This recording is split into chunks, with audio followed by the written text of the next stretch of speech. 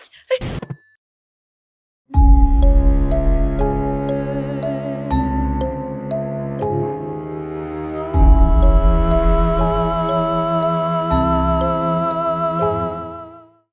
Assalamualaikum everyone. My name is Nakia, the content creator for True Horror Stories POV. And once again, even though I have mentioned this in the last episode of Backstory Guide, I still want to say it again. We are truly sorry for the delay in coming out with the backstories because we had to prioritize either we want to do backstories or POV. Yeah, so once again, really hope that korang understand lah with this whole prioritizing stuff.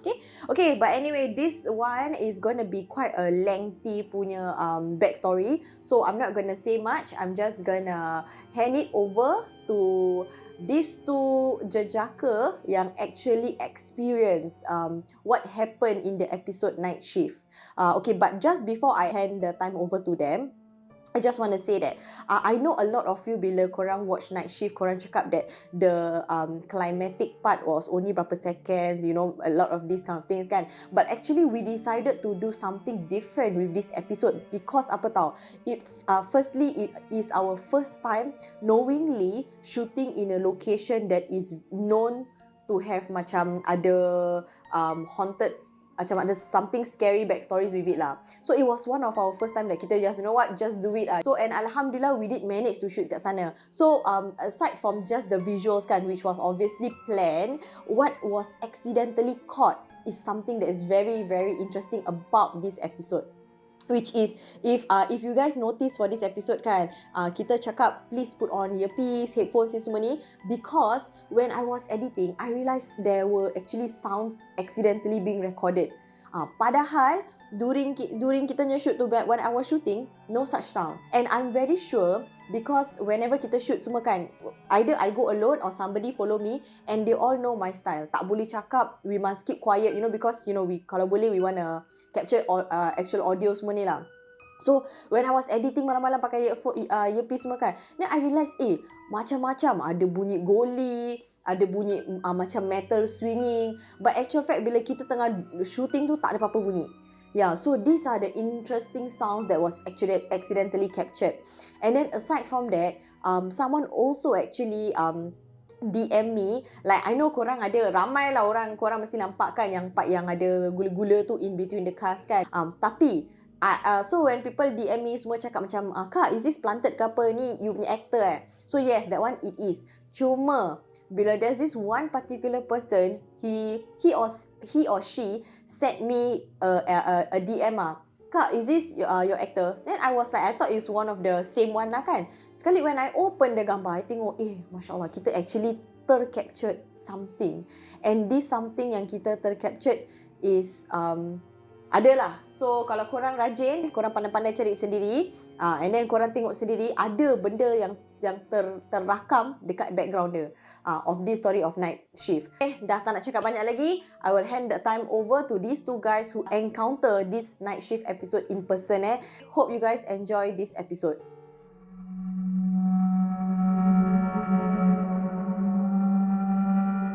Hai, Assalamualaikum. Nama saya Anwar. Assalamualaikum. Nama saya Jali. Episod 16 ini adalah pengalaman kami. Saya sudah bekerja sebagai security sudah 5 tahun. Jadi member saya ni Jali tengah cari kerja part time lah. So saya tarik dia pasal kita member lama. Kita dapat lah. Jadi fikir-fikir kalau ada members kerja sesama, girit juga. So pada malam tu, Dato' yang jaga OJT dengan saya, dia lambat. Lepas tu saya dapat call daripada bos, cakap ada motion sensor, ada benda lah gerak dekat daerah sebelah atas. So dia suruh saya pergi check. So saya pergi seorang lah, pasal dia belum sampai kan, saya pun tak nak dia get into trouble kan. So saya pergi, dia sampai, tak ada benda. Tapi rasa macam tak betul, seram sejuk. First time saya rasa macam gini setelah 5 tahun saya kerja sebagai security. Saya dah buat round saya ni, setengah jalan ni radio bunyi. suara Jali. Saya kenal Jali dah lama. Dia ni memang suka buat lawak ni orang, dia suka kacau. So dia pula buat suara macam hantu-hantu. So saya cakap dengan dia, jangan main-main lah. Jadi dah tahu dia dah sampai, saya pun turun bawah. Nak ajar dia pergi metro lah, tunjuk ajar. Jadi bila saya turun ni, dia tak ada. Saya fikir mungkin si Jali ni pergi beli air ke, pergi beli rokok ke. Tiba-tiba saya dapat call daripada Jali. Saya tak dengar lah sangat dia cakap apa, tapi saya boleh dengar dia cakap keluar. So saya ingatkan si Jali ni main-main lah. Dia nak takutkan saya pasal dia yang suka buat lawak bodoh gini. So saya buat bodoh lah dengan tu call. Dan tiba-tiba bunyi walkie-talkie. Si Jali cakap naik tingkat 2. Saya pun macam rasa salah lah pasal ingatkan dia pergi keluar, pergi beli air ke, isap rokok ke. So saya cepat-cepat naik tingkat 2 tu, cari dia lah. Tapi bila saya walkie-talkie tanya dia kat mana, dia tak jawab. Sekali nampak si Jali ni dia dekat satu unit ni, kat depan unit ni. So saya pun fikir balik, dia ni suka buat lawak kat aku nak buat lawak balik lah, nak takutkan dia balik. So saya pelan-pelan macam tikus gitu. Jalan pelan-pelan, dia tak dengar. So, macam nak terpanjatkan dia lah. Sekali bila nak terpanjatkan tu, saya rasa ada orang tarik tangan saya. Kali bila saya pusing, saya nampak Jali. Saya yang tarik tangan dia. Saya pun macam terpanjat lah. Yang ni Jali, yang sana siapa? So saya tak faham lah. Jali. Saya terus tarik tangan dia. Pasal saya bila saya cakap dengan dia, tu bukan aku.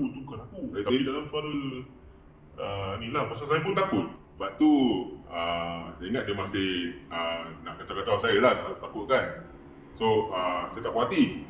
Saya pergi sana lah nak check yang siapa kat depan kat unit tu.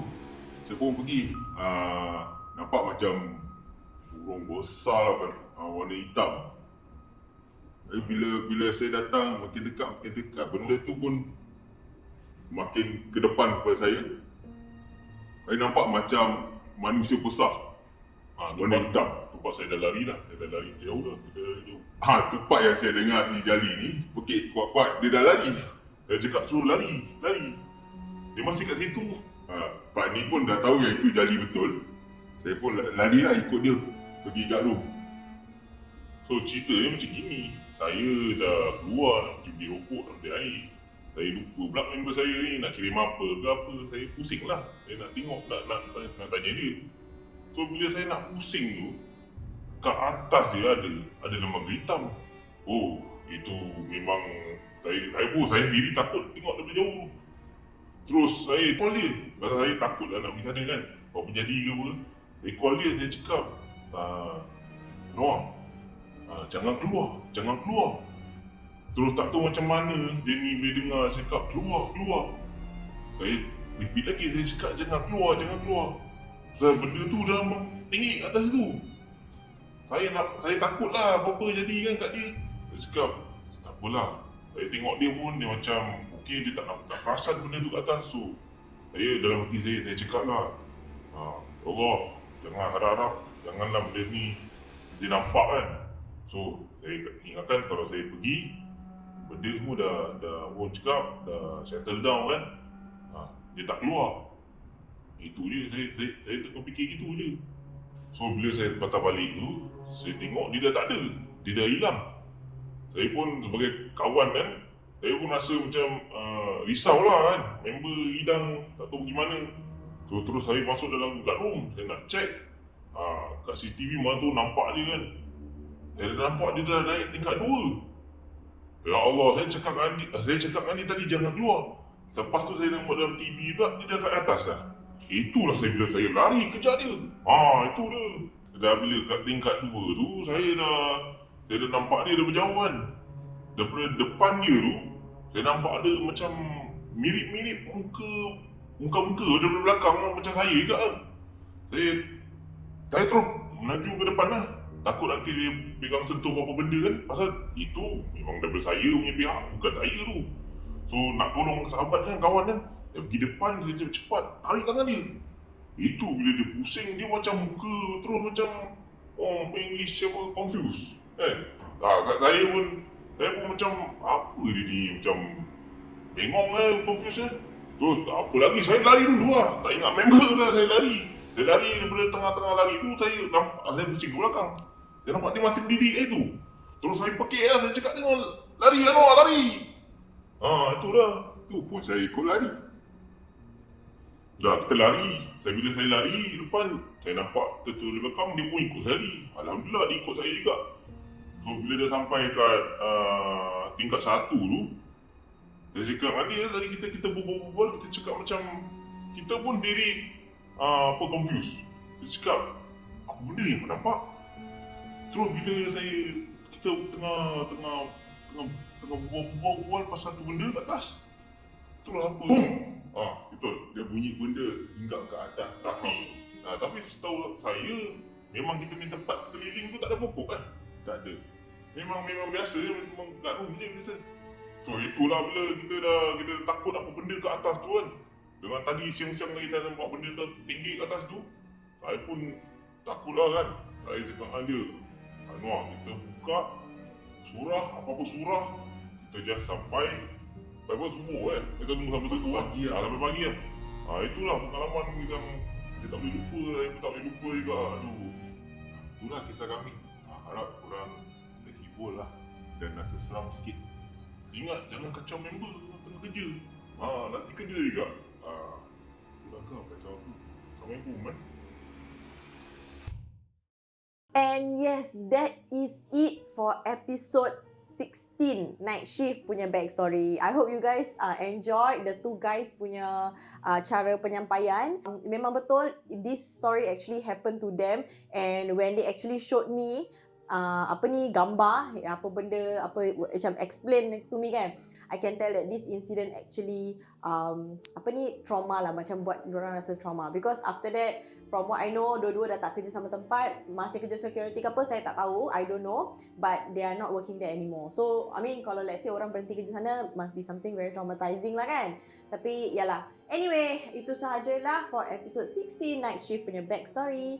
If you like this video, do click on the like button below, and if you like our content, please click on the subscribe button. And for those who have done so, we really appreciate it. Alhamdulillah, thank you so much, and inshallah we'll see you again in the next episode.